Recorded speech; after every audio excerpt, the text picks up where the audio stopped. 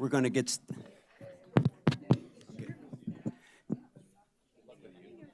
Good evening. Can you hear me okay? Okay.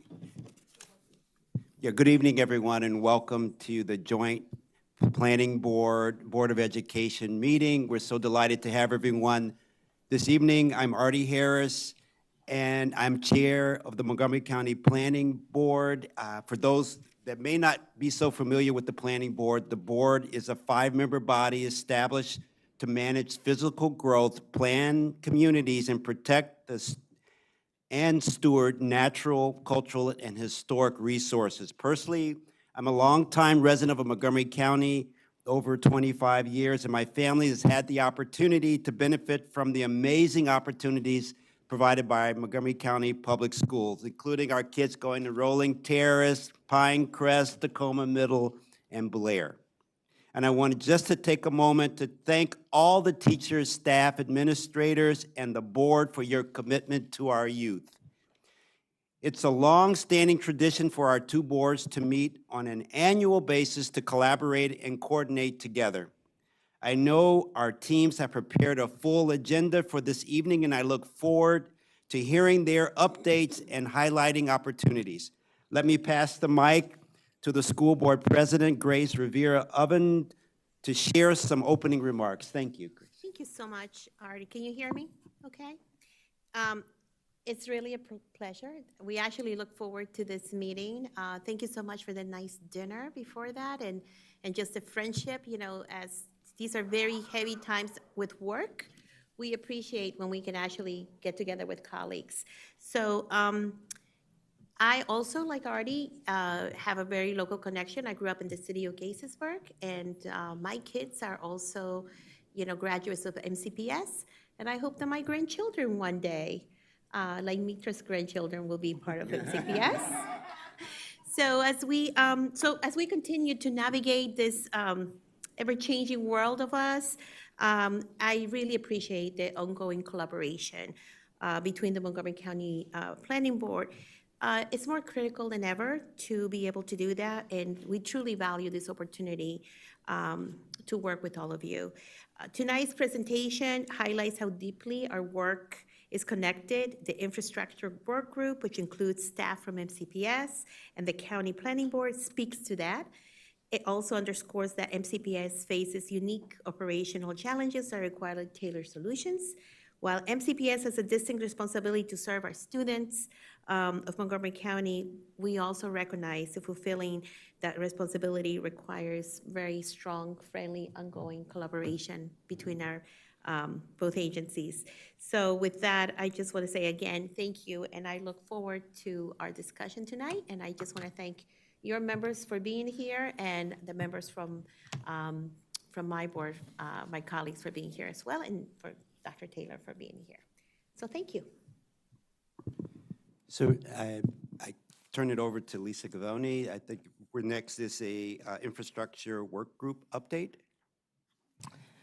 Thank you. Good evening, everyone. My name is Lisa Gavoni. I'm the policy supervisor with our Design, Placemaking, and Policy Division. I want to give a very brief update on the infrastructure funding work group. It's a really exciting, unique work group that I'm joined by MCPS staff, Andrea, as well as our Parks colleagues we've been meeting since the summer, and I'm here to give, a very brief update, but I look forward to next year when we can talk about the recommendations from the infrastructure funding work group. So in March of 2025, the council adopted a resolution to create an infrastructure funding work group.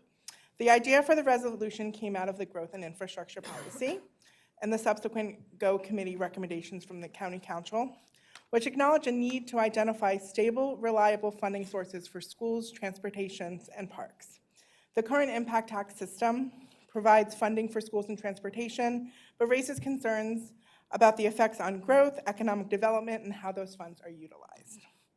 The work group is tasked with proposing new funding mechanisms that address infrastructure needs in the county, including a review of equity, predictability, and sustainability for recommended funding mechanisms.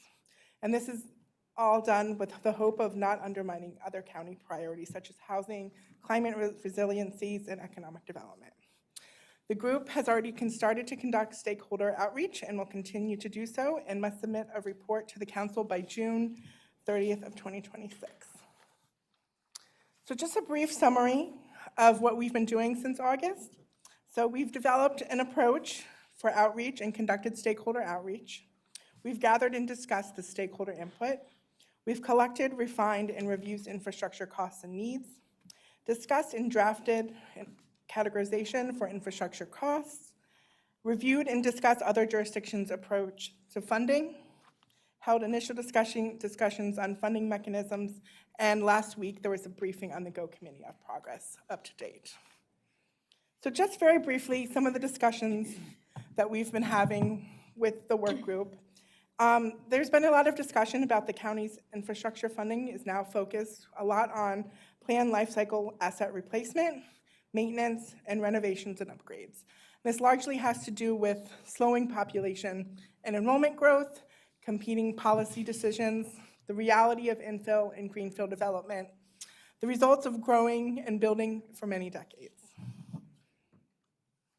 We've also talked a lot about the county's capital budget and how it's composed of multiple funding sources. And having a variety of sources helps stabilize the capital budget. External funding, especially from federal or state levels, plays a key role in supporting new capacity projects. The funding for the capital budget is affected by economic factors like impact and recordation taxes, as well as policy choices related to current revenue. And then, of course, as we all know well, the construction costs in the county, as well as the country, are rising annually.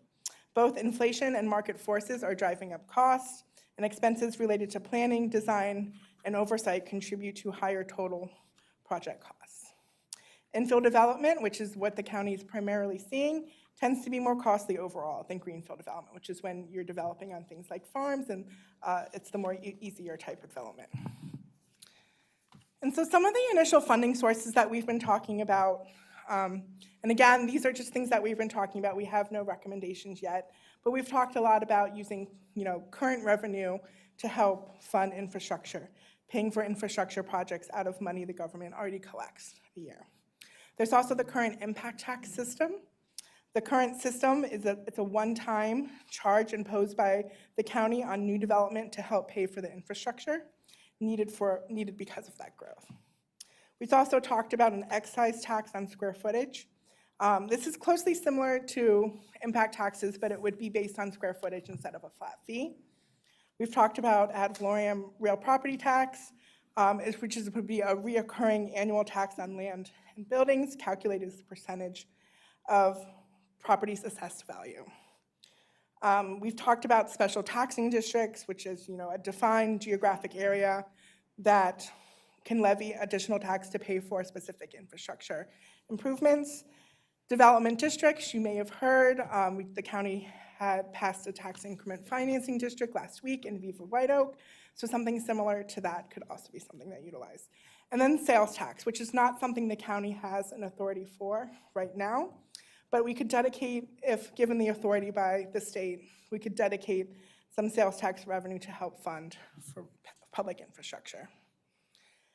And so the next steps for the infrastructure funding work group is we need to finalize the findings to help finish the report and discuss and finalize these recommendations on revenue options, including the impacts to equity, predictability, and sustainability.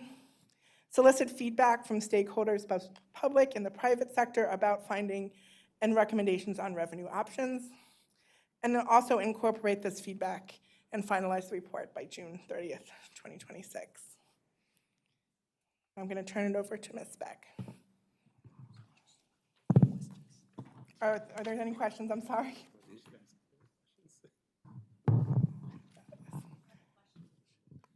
Is this how this works? Yeah. Yes. Okay. Questions, yeah. I noticed you did not mention income tax. Would that be under current revenue? Andrea, do you? I don't think we've talked about income tax, but that's something that I could take back to the group that we could discuss. I was just curious because that is another revenue source.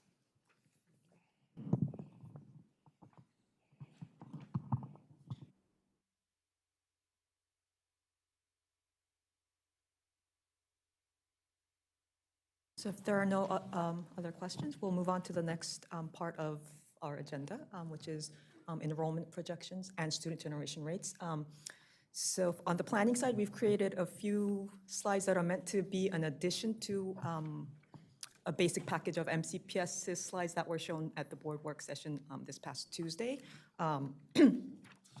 But our slides have gotten in front of MCPS's slides, so I'll try my best to sort of put it in context before seeing the main part of the presentation. But so I mean, to begin with,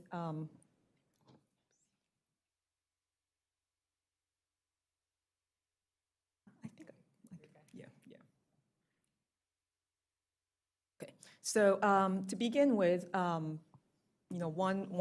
thing that becomes pretty important in understanding enrollment projections that MCPS would be going over pretty soon is what is called student generation rates. It seems to be a very mystical term for many people, causes a lot of misunderstandings of what is being said, what is going on. But to put it basically, a student generation rate is the average number of students living in a housing unit.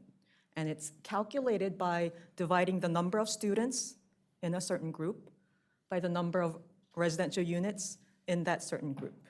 There are multiple different ways to calculate it, although there's one formula, because you can group these students in housing units in different ways. But before we go into that, in Montgomery County, since 2014, we have been collaborating together with, planning has been collaborating with MCPS to share data. And so we are not using samples to estimate student generation rates based on how we perceive, how many students would be or should be coming from a certain housing type. We use MCPS's actual enrollment data with the grade level, school, and address of every MCPS student enrolled in their official enrollment. And we match those addresses to a housing database that planning has. And when we match that, we are able to determine what type of housing unit each student is tied to. From there on, we're able to calculate a countywide average of students living in single-family detached homes, single-family attached homes, multifamily low-rises, and multifamily high-rises.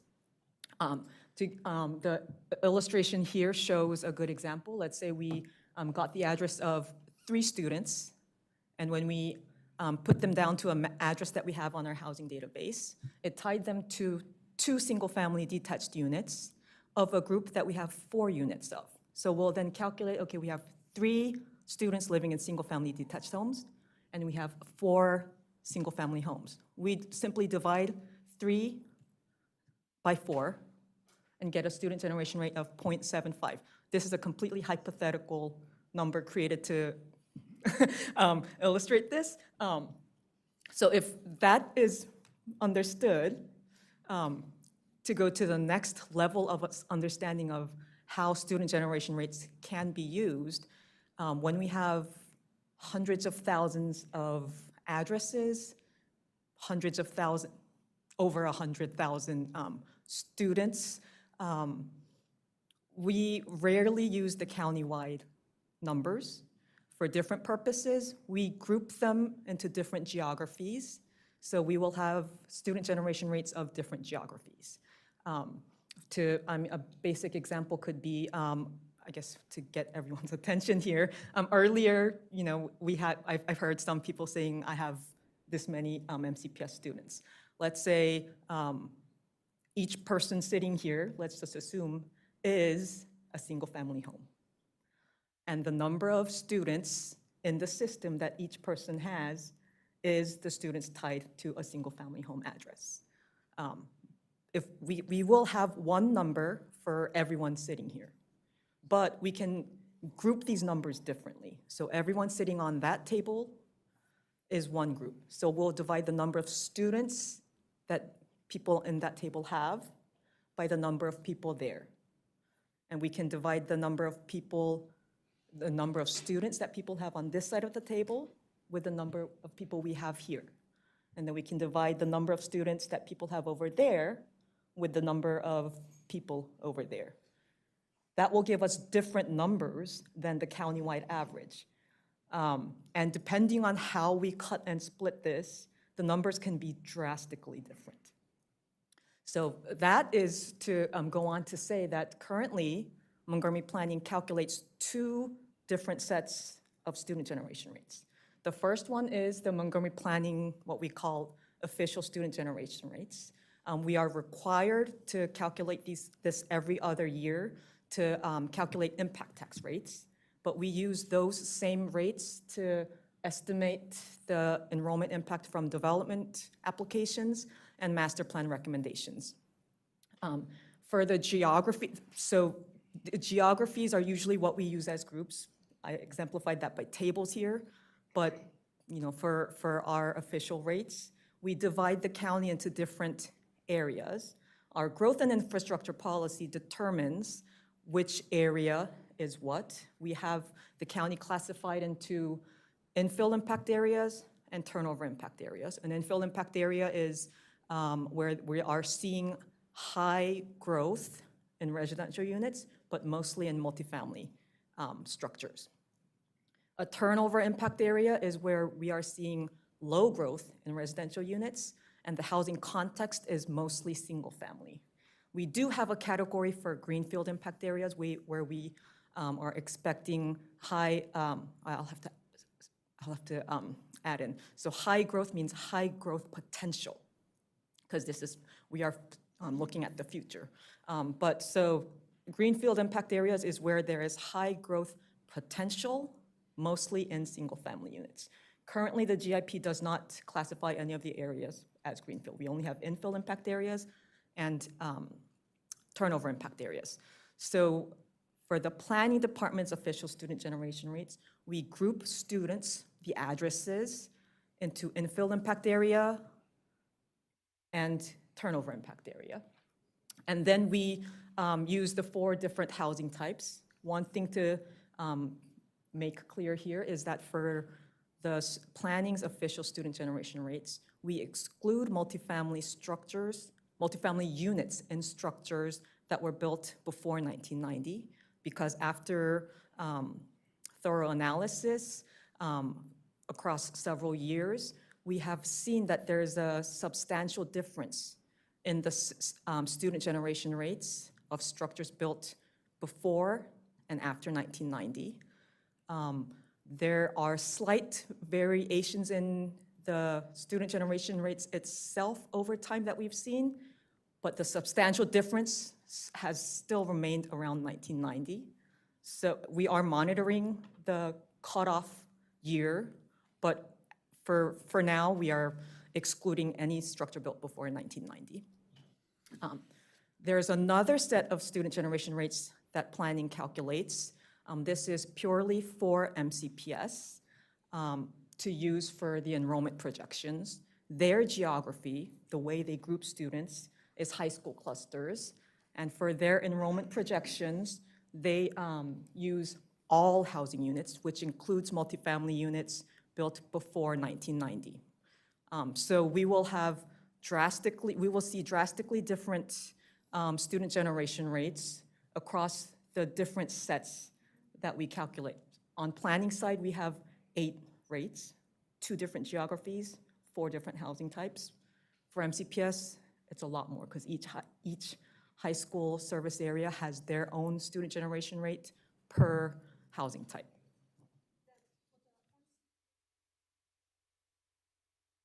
For MCPS student generation rate, the formula you use, how often do you update it? Or is it annually, biannually, or every other year? Or how often do you update it? I am able to calculate it every year. I rely on MCPS's request. So it's every other year. Andrea is saying, one thing to clarify, the MCPS student generation rates are calculated at the planning department, partially because we already have to do it to calculate our official student generation rates. But this is done for MCPS at their request in their preferred method. So it is best answered from MCPS staff. Historically, we've done it every other year. That is certainly something we can look at, as Jesus was saying. Like, we could do it every year. Not a lot has changed from every other year, but that's something we can certainly look at if we want to change the frequency of it. Okay, understand. Okay, so this next slide shows a more concrete example of the rates that we were just talking about. The map on the left, if you look at the brown versus blue areas, shows planning's two different impact areas. Everything in blue is an infill impact area, which includes downtown Bethesda, downtown Silver Spring, the more urban-y areas where, you know, we see a lot of multifamily housing growth going on.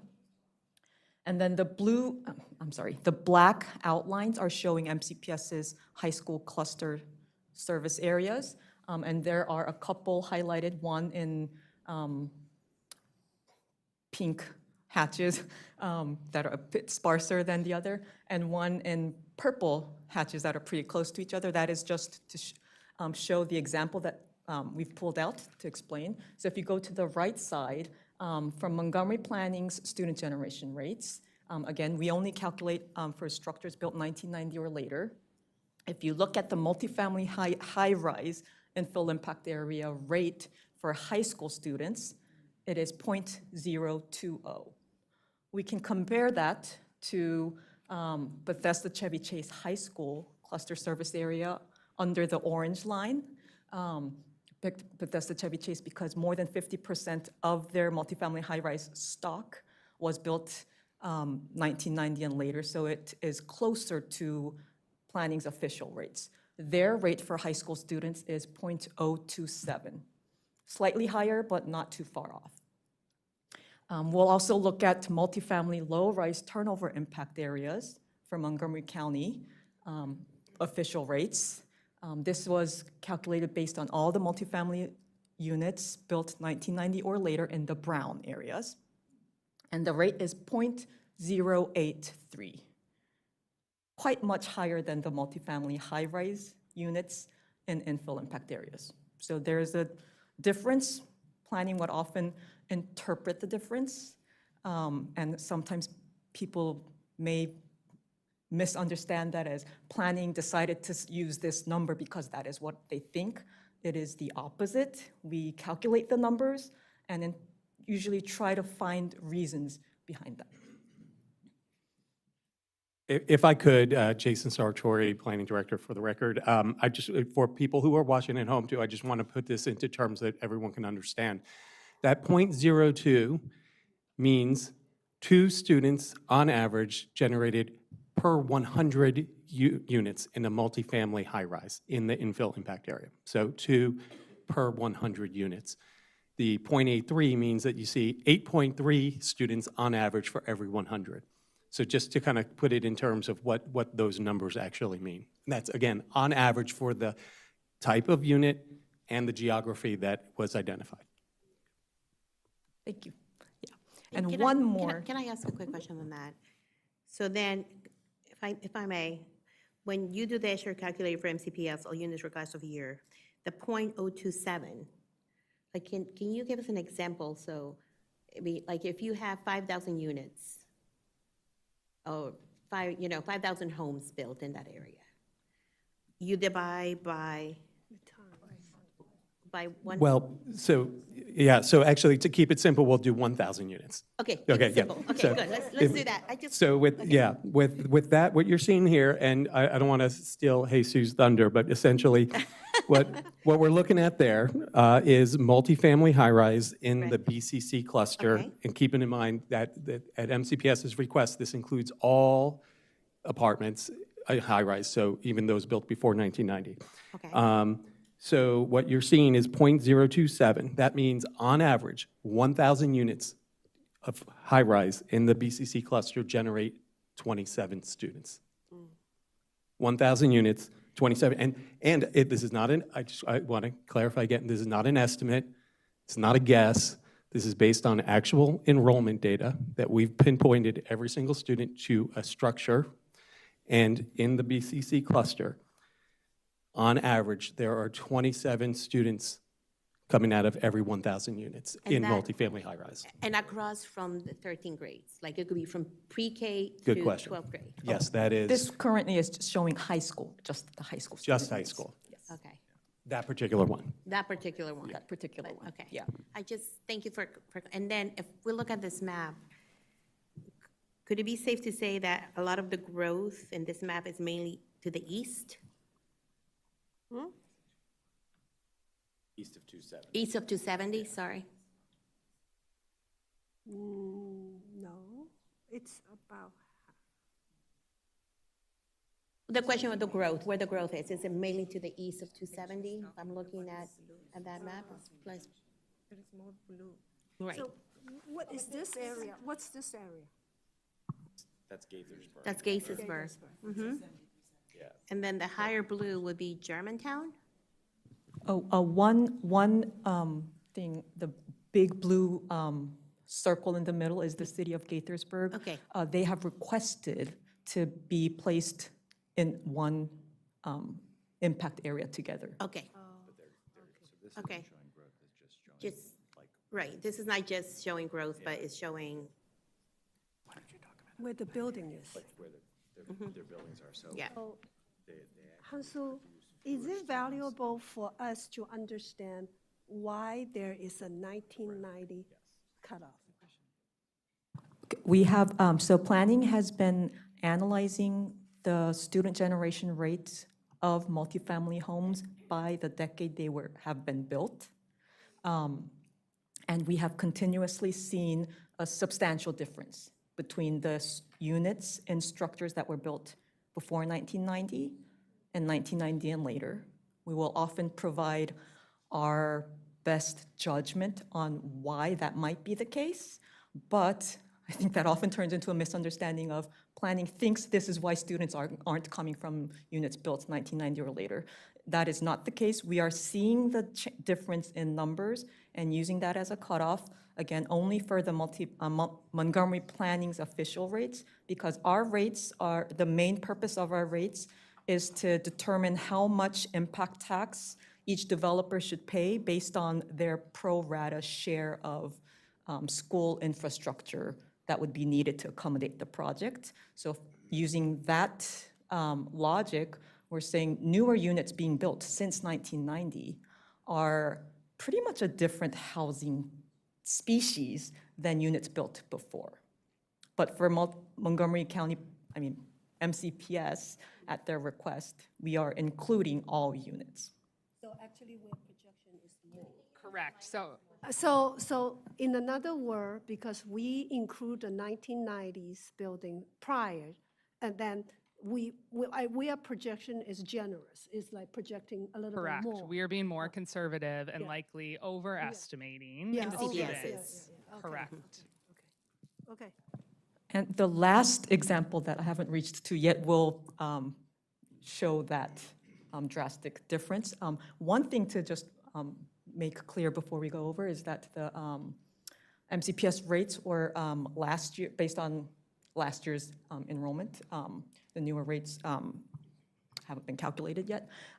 But if we look at the multifamily low-rise student generation rates for Springbrook High School, if you look at the cluster service area, it is entirely in a turnover impact area, considered a turnover impact area, and 90% of their multifamily low-rise units have been built before 1990, only 10%. Can you say that again? Can you just say that again? One more time. 90% of the multifamily low-rise units that we find in the Springbrook High School cluster area were built before 1990. So when we look at their student generation rate, it is 0.358, multiple times higher than the other rates we are looking at. So that explains partially why Montgomery County does not include those structures in our rates, because newer buildings, newly built buildings are less likely to produce the same number of students. We can't say they would never do, which is why we keep monitoring. So older buildings before 1990 produce more students? A lot more students most of the time. Because it's turnover. Okay.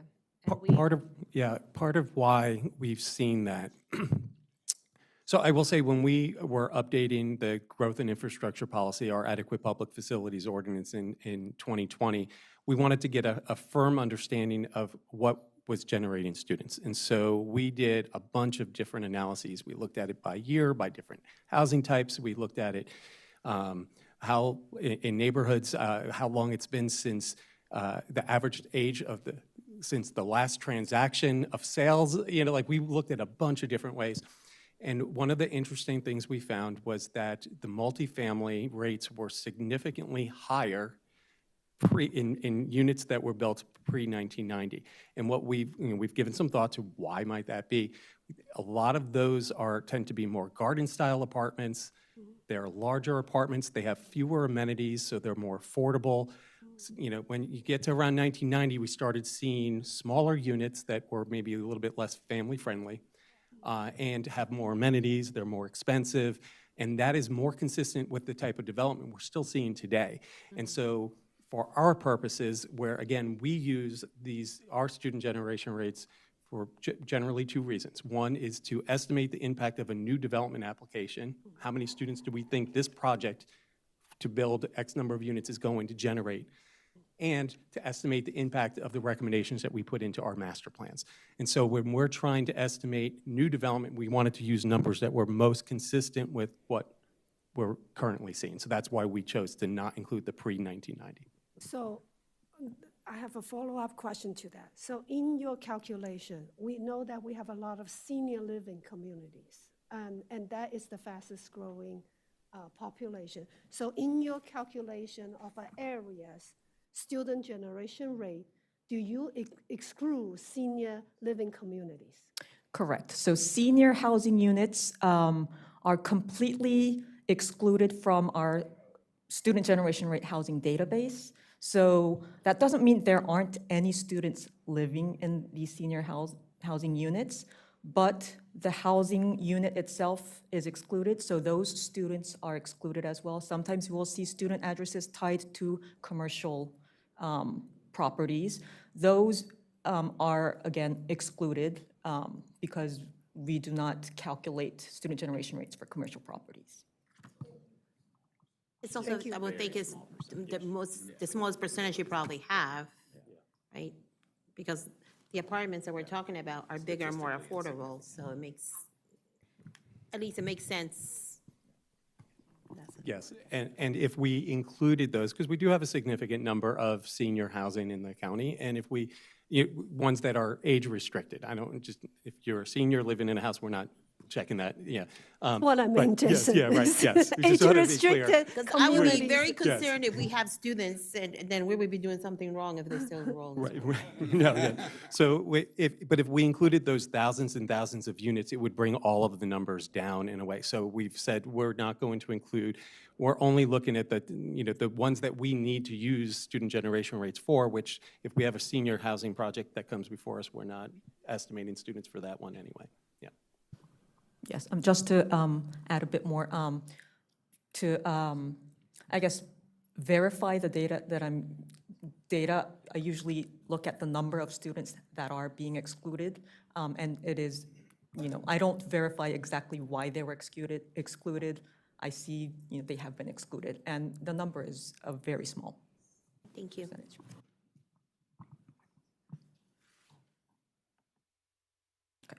So next, we're moving on to a slightly different topic.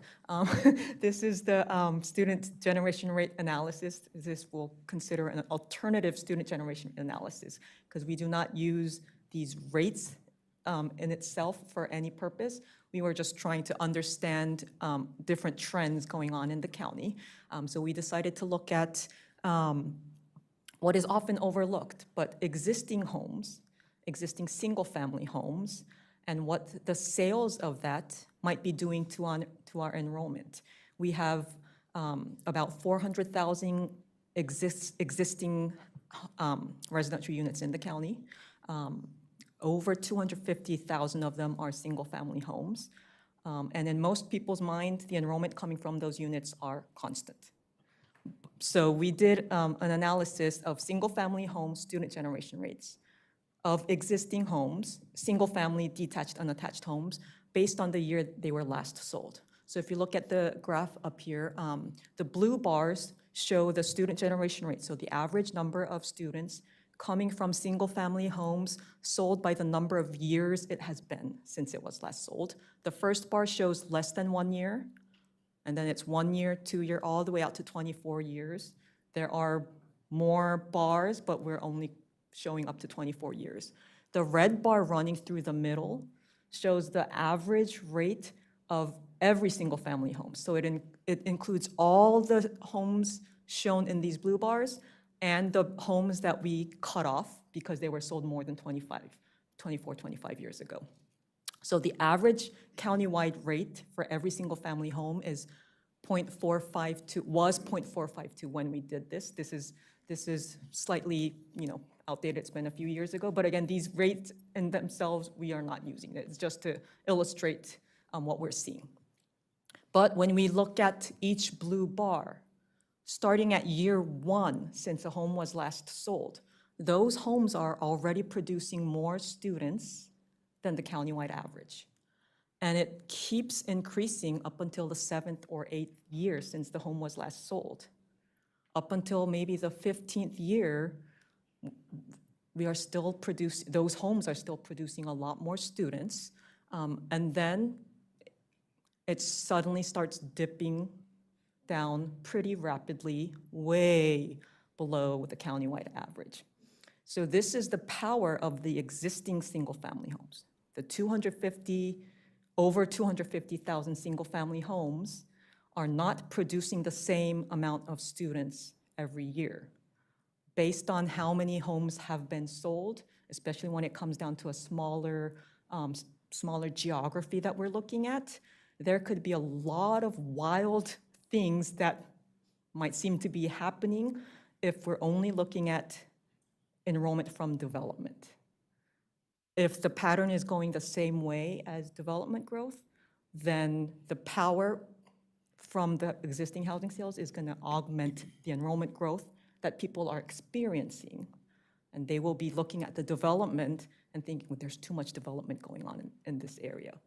A lot of times it can be explained by the amount of houses, existing homes that have been sold near the development that is happening. But at the same time, if you wait a few more years, you can see a perfectly fine neighborhood suddenly losing students in the system. What is likely happening is the turnover has been slowing down and students are graduating. So if we look at an example of that, we found the average housing distribution of an MCPS elementary school service area.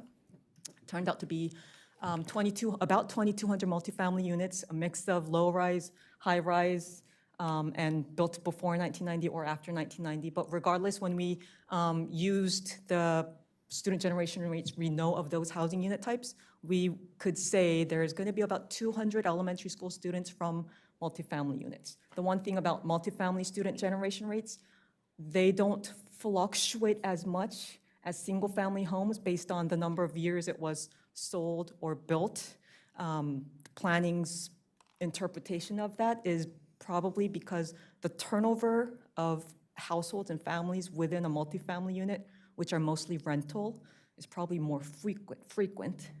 So when a family with a student moves in and then leaves the property, it's probably followed by another family with a student. So we're probably not seeing fluctuating title patterns based on years since a unit was sold or built. But single-family homes, again, has that, and an average MCPS elementary school service area, again, has about 2,000 single-family units.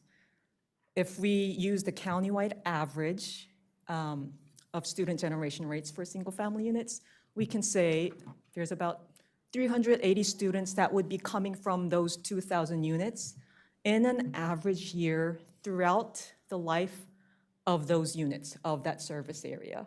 And this is the logic that planning uses to apply to development applications. We're not charging based on a certain year, not 5 years later, not 10 years later. We're saying throughout the average year of the life of the unit, this is how many students that the unit should be producing.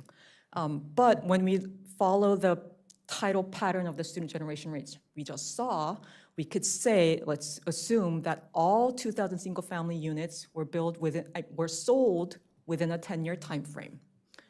The first 10 years, students are going to continue increasing. The number of students are going to continue increasing from those single-family homes to reach about 650 students. And that number will stay steady for about another 5 years. One example of where MCPS is seeing this right now is Cabin Branch Elementary School. A lot of new development, a lot of homes are still being sold. Their enrollment is still increasing rapidly. But if you wait just 5 more years, we saw the tidal pattern dipping. Then the enrollment will start dipping as well. So if we apply those student generation rates we saw in the graph, in the next 5 years, so maybe in 20 years, the enrollment can drop to 370 from 650 students. In another 5 years, that number can come down to 200. So in the same neighborhood that had 650 students coming from 2,000 units, the same neighborhood can only have 200 students with no other explanation than this pattern. This is happening as well in the Clarksburg area, in Snowden Farm and Wilson Williams Elementary School service areas, where most of the service areas were built, most of the homes in the service areas were built around the same time frame and sold around the same time frame, and the students are graduating, and the enrollment is dropping. I have a want, question. One number you mentioned at the beginning of this portion, you talk about what is the total number of housing units and what is the number of the single-family housing unit. Can you repeat those two numbers? The countywide? Yeah, So countywide. about 400,000 units are in our student generation housing database, Okay, which again excludes senior units. right, okay. And I'm basing off my memory. 250. 256,000 plus of those were single-family units. Okay, thank you. My question is on something you said about development and turnover happening at the same time. So you have this extra bump, right? And sometimes people assume it's just development, but it's actually turnover as well.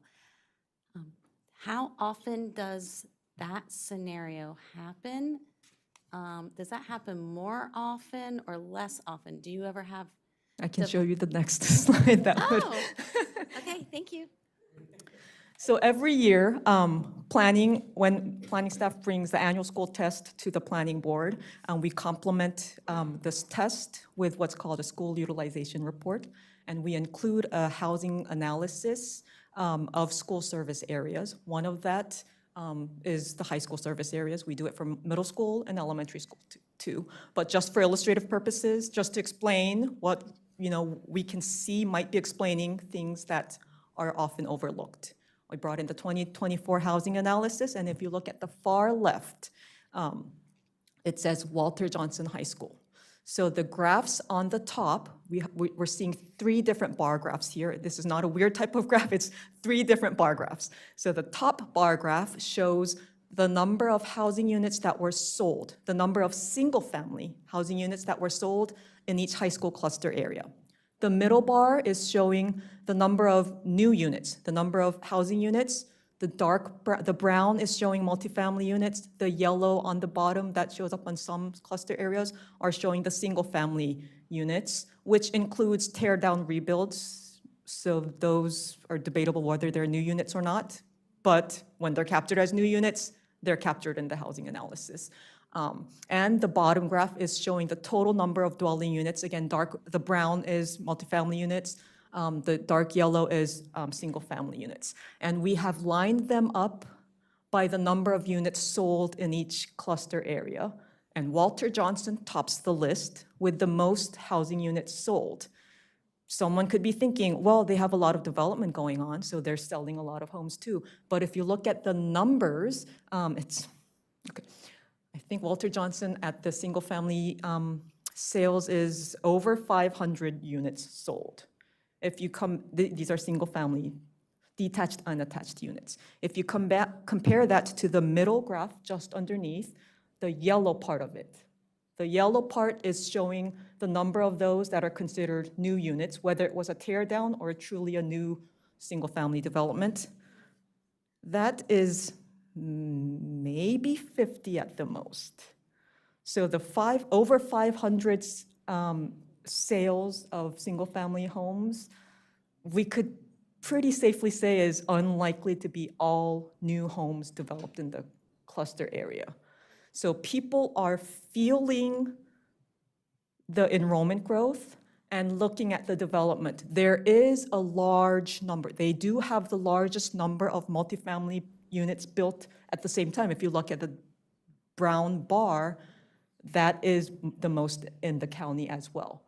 But what is not as obvious is the number of housing sales that is going on there, that is overthrowing the numbers in the enrollment change. So I'm trying to understand all this, but recently, one of the things that we are constantly thinking about is municipal data, right? We have the county data, and then we have municipality that have data. How do you incorporate in municipal data or prepare municipal data? Can you illuminate? For the housing data, I guess one thing to make note of is we use the state as the base data set. We rely on the State Department of Assessment and Taxation's property records, which does a pretty regular update on it. But the data is not always perfect for our purposes. So we QC them through multiple different sources, including CoStar, DHCA, sometimes even real estate listings like apartments.com, to clean up the data. So whether it's part of a municipality or the county, it's going through the same process because we're getting our base data from the state, and the other data sources we're relying on does not differ for they're giving the same data to us. Okay, but they're all incorporated, they're all included in your Correct. projections. Okay. But just to clarify, in everything that we've seen so far, so these housing sales, the housing counts, the calculation of the student generation rates, that includes the complete housing set for the entire county, the municipalities, and the unincorporated parts of the county as well. Yeah.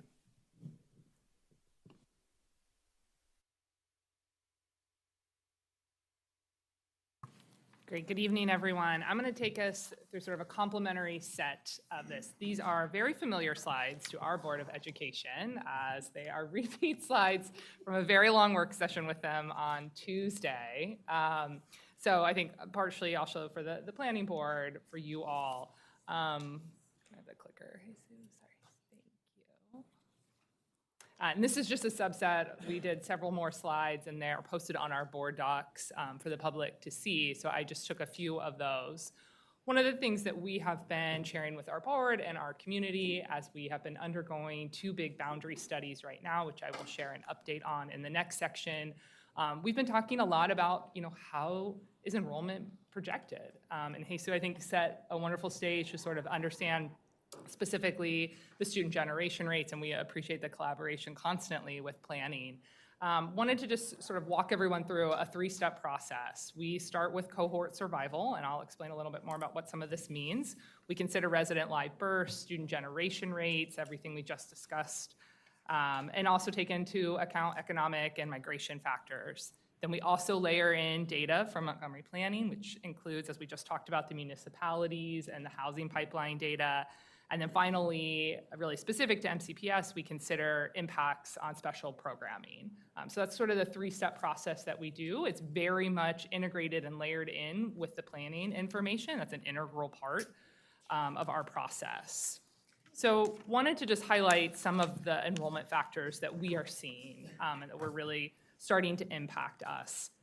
We are starting to feel the decline in resident live births, and this too is data from the state that we receive. This is one of the primary drivers for us as we look at our enrollment factors, and we're starting to see that decline. It's been declining across the nation since 2007, and I have a couple images that will show that here, but there's been a really significant shift since 2014, where it was still over 13,000 live births for the year in the county, to now under 11,000 in 2023. That's the latest year from the state.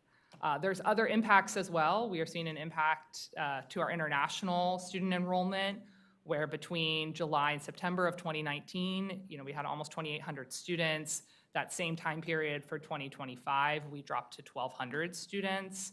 And then just other factors, taking into account housing affordability, and also exactly what Jesus just walked us through, the enrollment, change due to turnover housing, honestly, impacts it significantly more. So want to start with the resident live births. This starts from 2000, shows that we were on, and certainly prior and into the 90s, on a very steady increase like everyone else in this country. And then we get to 2007, where we hit the peak of 13,843 live births in the county. And since then, there's been, a slight increase in 2014, but we've been on a slow decline, and it was slower for a few years. And then we have seen a more dramatic drop over the last several years.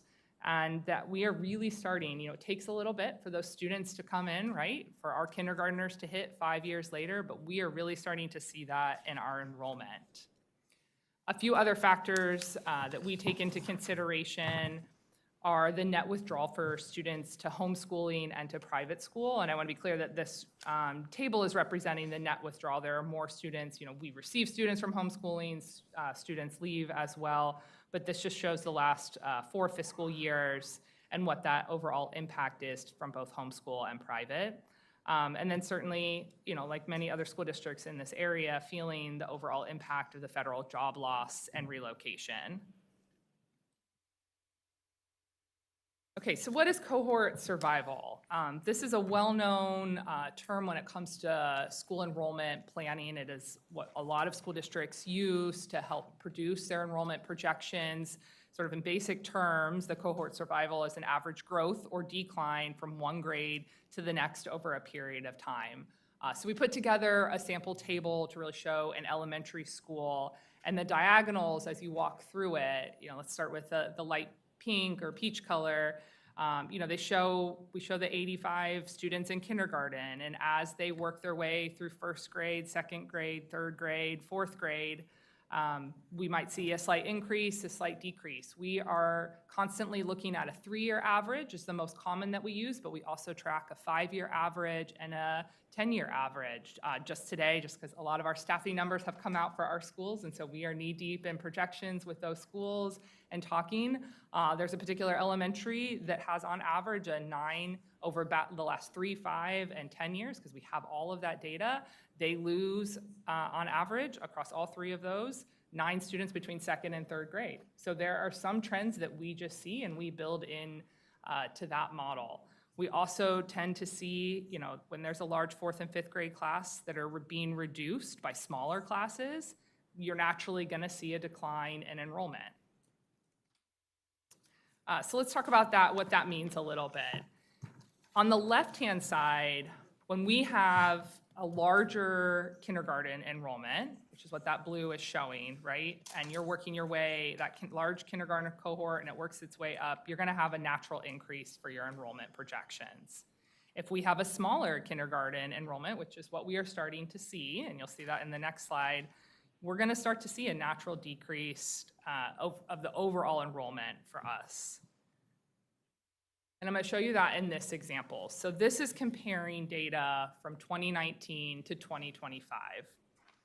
So in September, on our September 30th data for 2019, we basically had the same amount of students in kindergarten and 12th grade. The two blue bars are equal. You know, it might go up and down a little bit across the grades, but on average, we were pretty steady across all grades. And today, what we're seeing at September 30th of 2025, we have not quite 3,000 student difference between kindergarten and 12th grade, and it is a very steady, just slowly working its way down decline. And that overall is starting to have that significant impact on just the overall students in the entire school district. This is something, you know, that we think will continue based on the projections and the live bursts that we're seeing. Will continue to work its way through MCPS for the foreseeable future. I won't touch on this one as much. We spent time with the board on Tuesday as well about student generation rates. The one thing I wanted to share with this group and with the public as well, but on our board docs as of Tuesday, we shared all the student generation rates that Jesus was talking about for each high school cluster. So that is available for the public and for you all to view. It's not something we have always shared, and we think it's important where we are with our enrollment projections and our boundary studies that everyone is available and has that information. So that's an available PDF. And again, it's by the 25 current high school clusters.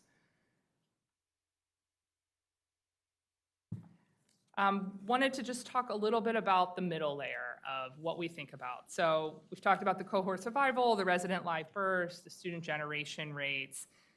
Layering into that is the additional information that we receive from Montgomery Planning that includes the municipalities and that housing pipeline data. And I appreciate the staff that are here who have taken a lot of calls from us constantly and really work closely with us to make sure that the data we're receiving and we have questions about, you know, that we are constantly checking and make sure we're, you know, understanding all the data that is shared. So wanted to just talk about housing units that have been and that have come online from 2019 to 2024 versus our enrollment. So this slide shows you that since 2019, our enrollment was peaked at 165,000 students, and there were 389,000 units. So just like Casey was talking about, close to that 400,000. Since then, an additional almost 16,000 units have been added, but MCPS has lost 6,000 students. So I think part of our understanding in all of this is really that just because there are new units being built does not always mean we are going to have new students, right?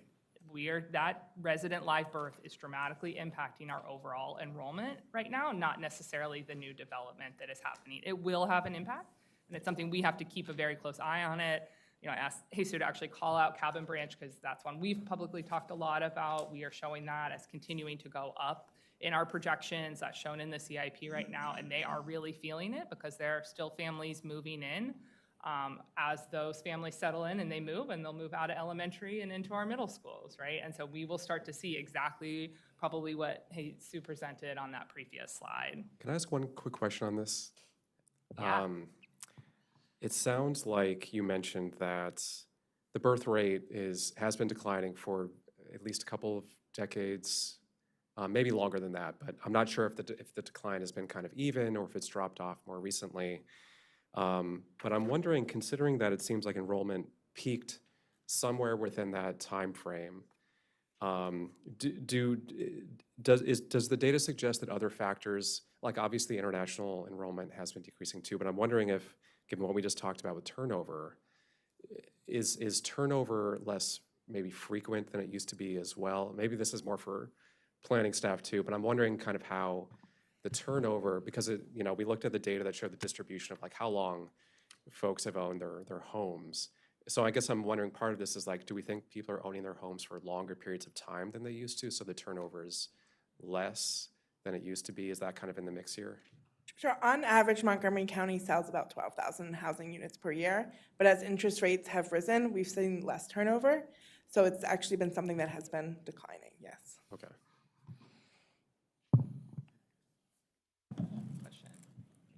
And that's what I was trying to reconcile too, your data about the when the house is sold and the number of students that are generated doesn't match what you're saying, Andrea, because if I'm understanding your point correctly, once a house gets sold, it tends to have more students come to that neighborhood.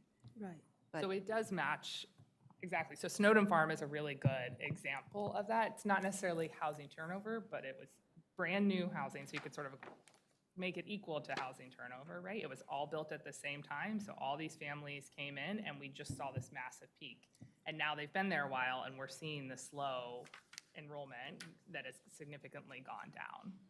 But in other parts of the county, are you seeing that as DeFeef is well? actually another one, where it used to be a much larger elementary school.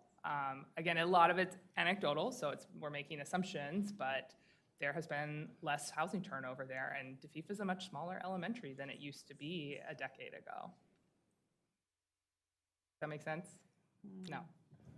Okay, so my question, first one is, go to high school. In your data projection calculation, sounds like you are doing it based on the student actual enrollment data that you have seen, right, every year. Do you include, is it your practice to include that housing that's already in development, like is already being built on Wisconsin Avenue, or is it already being built on the Rockview Pike? Is that in your calculation? So, okay, projection day of completion is being built is 2027. So in your student projection, do you include that building or you don't include that building? We do not. We rely on new housing data from what shows up on the SDAT property records. So housing that has not been completed will not show up in their database. Sometimes there's a lag. We'll show them pop up maybe a couple months later. Okay. Okay, so in development doesn't show, approved project doesn't show. Then, If they do show up, it would, again, most likely pull the student generation rates down if they're not occupied. And I just want to make sure we're clear here, too. So I mean, you've used the term projections. What we are calculating are student generation rates, so that is looking at what Jesus was walking through. Today, existing units, existing students, it's not projections about what we think, it is just what are we seeing, where students are enrolled, what type of house they're in. And so if the house doesn't exist because it's been approved, but it hasn't been built yet, it's not part of our data set. There's no one living there yet So either. you're doing the actual numbers as of today? For the student For the generation duration, rates. right. There are additional data that we provide, which was in the middle section of what Andrea was showing, which is on the pipeline information, which is so that there's information about what projects have been approved and what units might come on in the future, might And that's eventually. what this Yes, slide, there Julie, you go. is. So these are, the 32,000, the 32,000, the 32,000, projection generation rates. MCPS though. We take these into We do account. take this into consideration. Correct. Okay, okay. Because we're building a cushion just in case, right? Correct. We're planning ahead. And they told us, the same thing they told us on Monday, right? They're planning ahead, but it doesn't, and you tell me if I'm wrong, I'll use Lifeline. So that has been an approved, Yeah. but not right, built. by you guys, right? You guys approved that, correct? And so, we will take that will we take those numbers into account, like if we, or not? Yep, okay. Well, so I'm gonna, I don't wanna speak for MCPS. What you include is. No, what we yeah, include, yeah, I know yeah. what we include, Okay. but I'm saying, but but you guys, for example, when you're doing your data, you would not include that because there has nothing been built. It's just a Right. parking lot. There are no students, there's But no units. Yeah. in the future, there might be Not something built generated, there, yeah. or not. Right, we So- don't, yeah. So we cannot then make assumptions. What I'm trying to understand, and so I think we're having a really hard time with reality numbers these days about enrollment going down. There's a lot of people aging at home, so they're not, it's also for young people, it's very expensive, which is, I think, half the folks in Montgomery County probably rent, right? So there's a lot of mobility with that. So there's a lot of factors. So I'm just trying for us to kind of really get an understanding. I know it's hard. I know it's hard to face reality sometimes, but help us out. Sure, so, And I just want to make sure that, you are so certain about this data. I want to hear, yes, Grace, we're really sure about this data. I can tell you that, so I will admit here, I think that we have the much easier task at planning in that we take current actual enrollment data, we take current actual housing data, and we just match the two and say, it's one number divided by another number. It's a fact. I can say the student generation rates are factual. Where they could get different is how you look at different geographies for those, or different types of units that you might look at. The much harder task is trying to understand what's going to happen in the future, Right. which really is MCPS's unfortunately very difficult task of calculating projections of what the future will look like based on how many units might be built. They might not be built based on the live births, based on immigration. There are a bunch of different factors that come into play. We're not dealing with that here. We have the easy task of taking two numbers and dividing them, and it's facts. Yeah. Well, and I was just thinking about what you just said, what was exactly coming to my mind, that from all of these numbers and things that I'm hearing, I just get one thing, that our students' enrollment is decreasing. And I could see it in my own community. What is happening that people with children, they want to be in a larger houses, okay? They want to be in the single family. The trend right now is that we are making them more to multifamily because the single family is expensive, they cannot afford. And so what is happening is that people are aging in place. So, and this is exactly happening in my community. I have been there for 20 years. It used to be that because it's the Wooton cluster, and they were coming with one bus, just filling in my community, one bus. And right now, I go and hardly I see kids standing at the corner. It's not, and everybody in the community is older age. So what is happening, the younger age that they can afford the multifamily, there are smaller spaces, and they cannot have that many children. It's just not easy to have 2 children and 2 dogs or cats or whatever in a 100 square foot space. So I just look at it and I see that all of these trends that you're saying completely matches with that trend. I don't know. So Can I- can we go back one slide? Because I am trying to wrap my head around the blue bars. So 2021, we have 1,273 units built here in Montgomery County. Yet in 2022, we built 12,740 units. That year, our production in this county times 10 times. So we built more housing during the pandemic, 2022. Right after, can we, I'm trying to understand this number.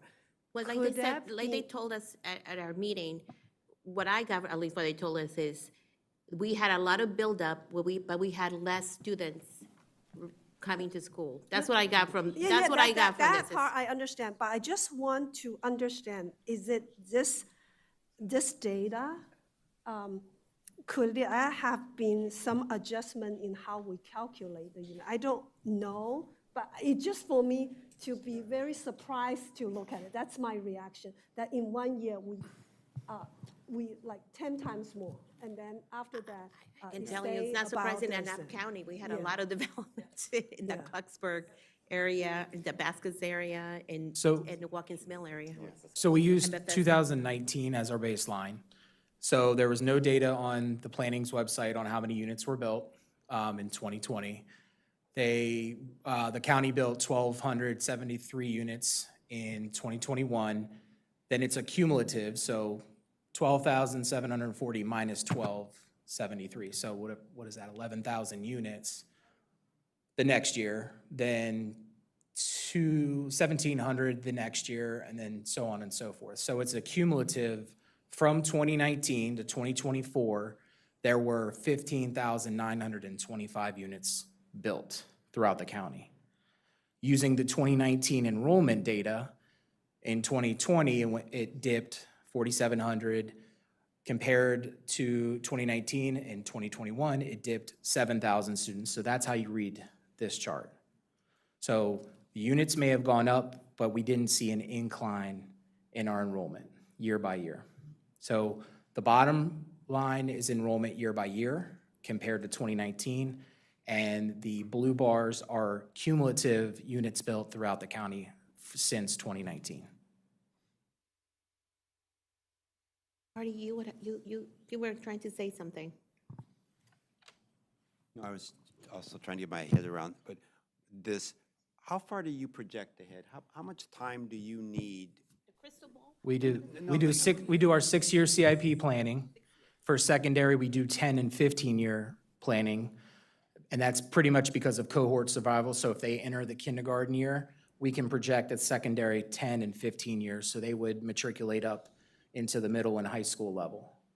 And just to clarify, when we do bake in pipeline development data, we typically see, 18 months to build a high rise or whatever the case may be. So we actually bake in that third year in that planning cycle that allows the units to be built, people to buy them, to bring children in, and to enter our school system. So we do bake it in, and it's typically baked in sort of in a few years, not while the building is going up. So I want to clarify that, just because a unit is going, like if this building right here was being brought up from a parking lot, we wouldn't project students coming the next year. It would be 3, 4, 5, maybe 6 years into our planning cycle.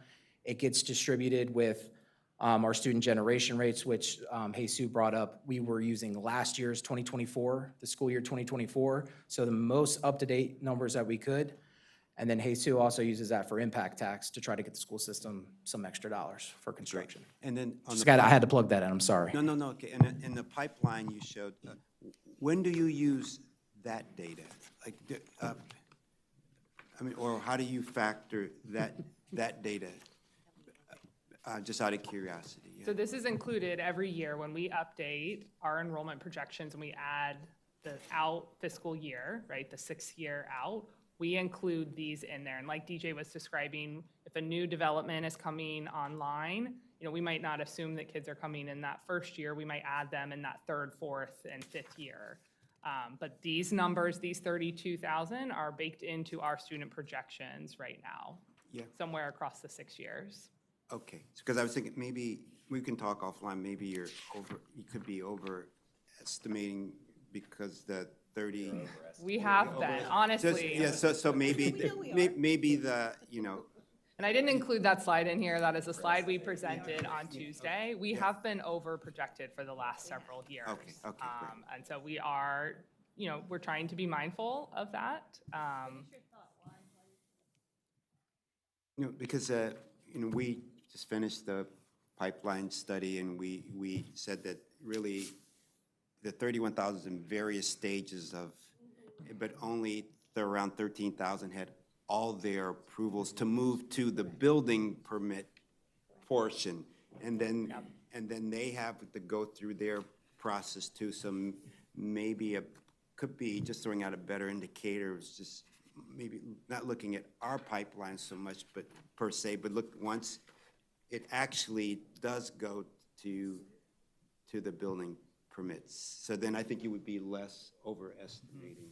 No, Artie is spot on, because what actually has ended up happening is less than half of this number, but baking this number in is a very conservative number to prepare for what school capacities could be if everything gets built out, and we are being very sensitive to that. Now, our fail-safe to that is two things that we can almost use to triangulate our enrollments and to refine the projections is tracking the state's live birth rate information and then who actually shows up 5 years later in kindergarten and monitoring them by cohorts.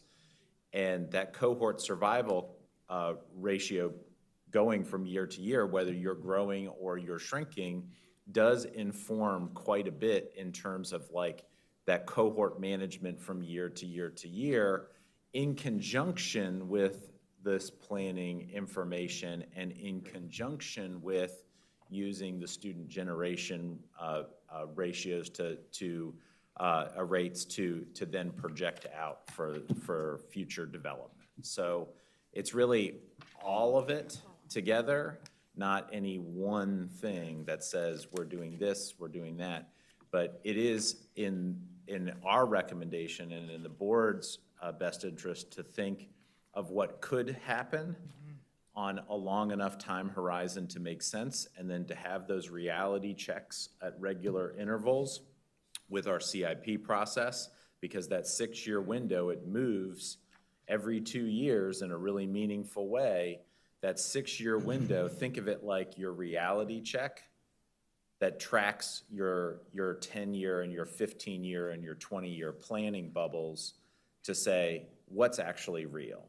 And so that 6-year window is the critical data triangulation to say, this is where we should be refining our projections and where we shouldn't, based on the data that's actually materialized from what could be.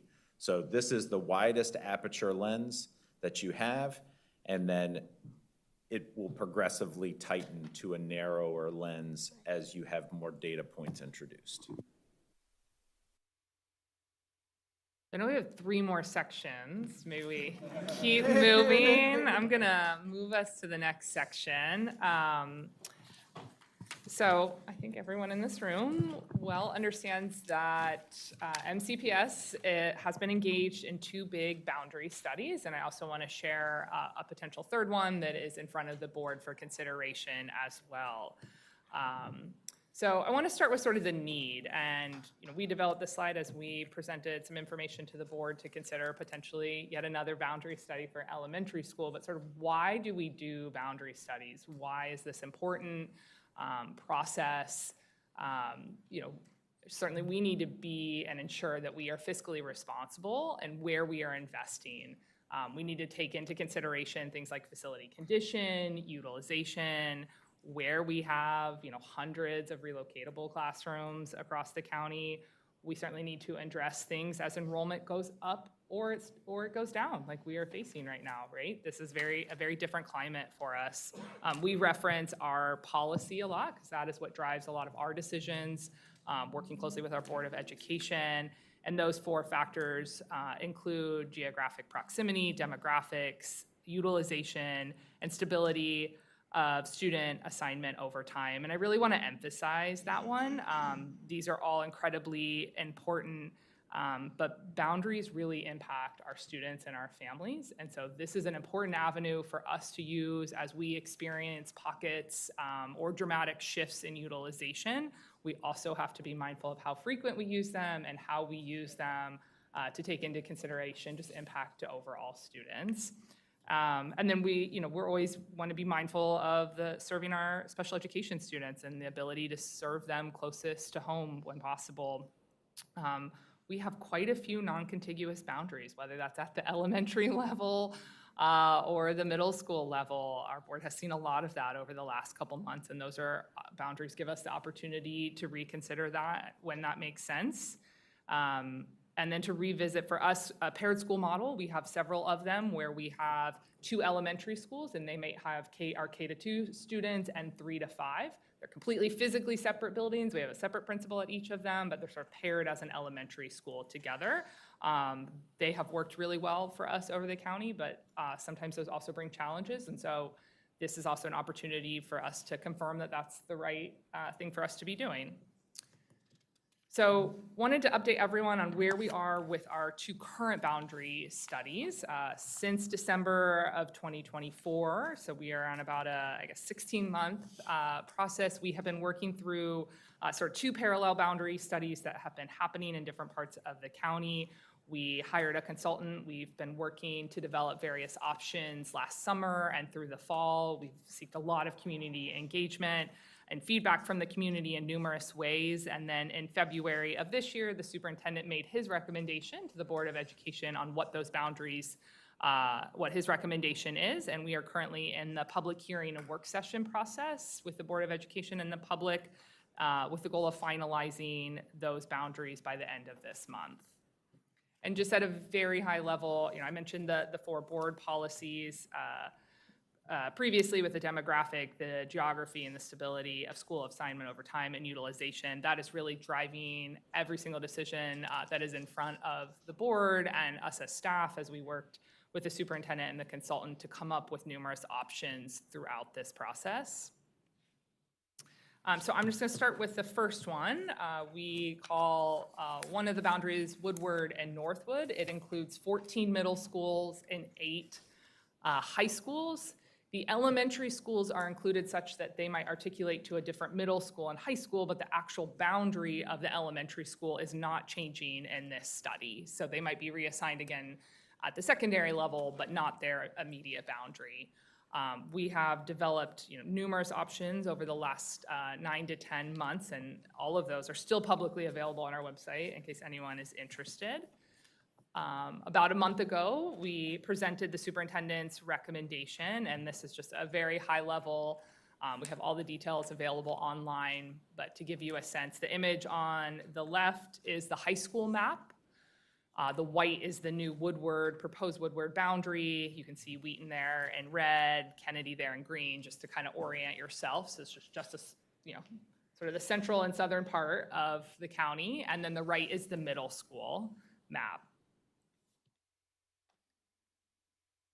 The second boundary study that we have been working on is the Crown and Damascus boundary study. This includes 17 of our middle schools and 11 high schools. So it is important to note that not every high school and not every middle school are in either of these. There's a small portion of the county that's not impacted by this. And then similar to the last one, on the left is the current proposed recommendation for the high school boundaries, and on the right are the middle school boundaries as well. An important part of this is, in addition to the boundaries, we've also been engaging in a program that has really helped inform and collaborated with this. And so there's a recommendation in front of the board to divide the county into 6 regions. That's taken into account into this facilities, as well as making sure we have adequate programming in all of the high schools and middle schools within those 6 regions.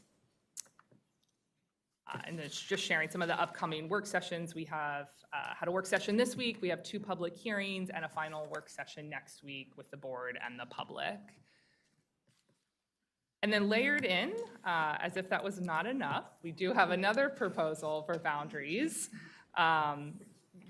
After a lot of discussion and back and forth on these 2, we've been talking a lot about both school consolidation and elementaries. And so we have proposed to the board to consider another boundary that would include the possibility to look at school consolidation, both at the middle school and elementary level, and it'd be sort of a 2-step process. We would start with that first, make any determination there, and then move in to the elementary boundary studies, and any middle school that would be included in that consolidation would then have to be a part of that boundary study. And we just outlined a few of the process and scope. So this is a long runway in front of us.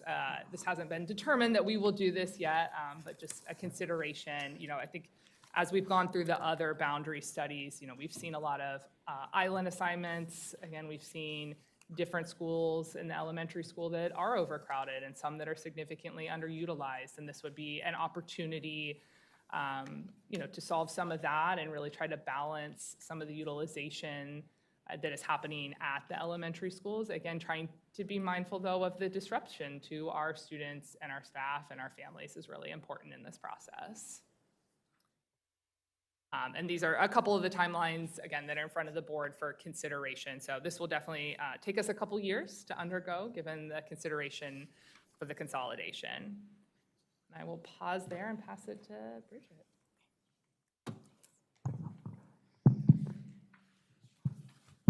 Great, thanks.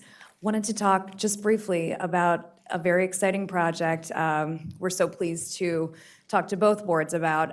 It's the Community Planning Academy, and it's free, it's online, it's an on-demand course covering 10 modules, including planning fundamentals, master planning, zoning, development, permitting, environment and climate, transportation planning, and school planning. And the goal of the program is to provide a 101 level of understanding about the planning process. We're so pleased to have partnered with MCPS over the summer to create a Planning for Schools module as part of the Academy. This module is part of the 10 modules of the program, and here's the headline. We have 461 learners in the system right now. We launched officially December 1st. So just want to explain a little bit more about it. The program was developed to demystify the planning process and to ensure that, to ensure that we have greater transparency, accessibility, and public participation in planning, especially from underserved communities. And so it's mobile friendly. It includes interactive elements and learning checks, and the whole program is available in English, Spanish, and Chinese. We looked at a lot of different models before we decided to go with this one. We looked at Howard County, Baltimore City, City of Philadelphia, our sister department, Prince George's Planning, and they were all classroom-based models, and they were very successful. But we wanted to have a program where people could learn about the planning process on their own time. So it's all online based, you can do it on your phone, but we do have built-in in-person opportunities. And I'll talk a little bit more about the beta cohort we had over the summer, where we were able to get great feedback before we launched countywide. And so really the hope is that we have more people are signing up to testify in front of the planning board, more people are showing up at community charrettes, and they have greater confidence in the process. Oh, thank you. So here are the modules. As I mentioned, everything from master planning and permitting to planning for schools. There's 10 right now. If we get more funding from the county council, we hope to build a planning for parks module, historic preservation, a design module. We have a whole list. And I have to tell you, as we've been doing a bit of a roadshow with the regional services centers, it always comes up that someone asks, can you do a junior planning academy? And I said, I need to talk to MCPS about that. And so, okay. Okay. So we need to talk to the council about that too, but it always comes up. And so the content right now is built for 18 and above. If you're 16 or 15, you can certainly do it, but that's really the content level. And we're taking pretty complicated terms and concepts, and like I said, it's a 101 level of understanding. But we also had some interest from Montgomery College on, could we flip this into an elective course? Could we do something curriculum-based? We defer to you on all of that and the council, but certainly there's been a lot of interest. I'll just mention, when we did our beta cohort over the summer, we were looking for 50 residents who had never touched the planning process to join and give us feedback. We had 648 people apply for those 50 spots. And so that told us right there, there's a need, there's a gap. People wanted to learn, and so we're happy to provide that. So it's online now, anybody can access that. I put in front of the Board of Education members the hard copy textbook that's available now. You don't have to take the course to access that on the website, and you don't have to go through the whole academy. If you're interested just in permitting or just in planning for schools, you can do it a la carte. And so some of the topics that our great MCPS partners helped us with for their module include schools facilities planning, prioritizing improvements, mandatory referral process, the growth and infrastructure policy, and then overall coordination between MCPS and Montgomery Planning. Thank you.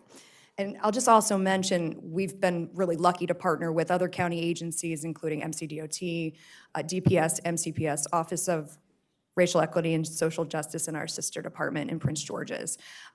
So happy to answer any questions about it, but just wanted to give that brief overview, and thank you again to our MCPS partners on this one.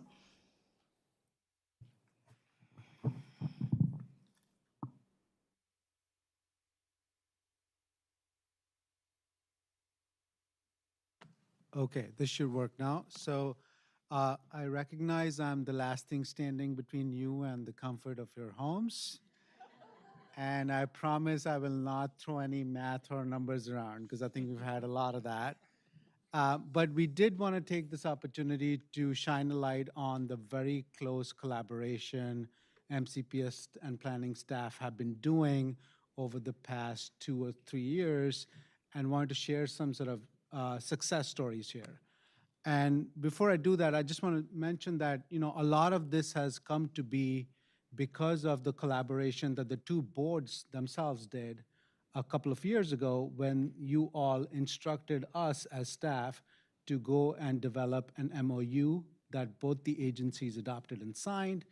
And from planning's perspective and also from Parks' perspective and MCPS's perspective, that really sort of raised the standard of expectation all around, that when we do our master planning work and when we do our mandatory referral projects, the MCPS CIP projects, that we start to talk a lot more earlier in the process and we have deeper and tougher conversations in a more frank and honest way. So I'll touch a little bit on the master plans first and then talk a little bit about mandatory referrals, CIP projects that have been successful from our perspective. Our master planning process is a multi-year, very intentional process where we start with figuring out the scope, listening to the community for long periods of time, creating a vision, and then finally getting that vision approved and adopted by our board as well as the council. And while a master plan looks at a number of things, there are many things that are discovered and explored in the master planning process that relate directly to schools.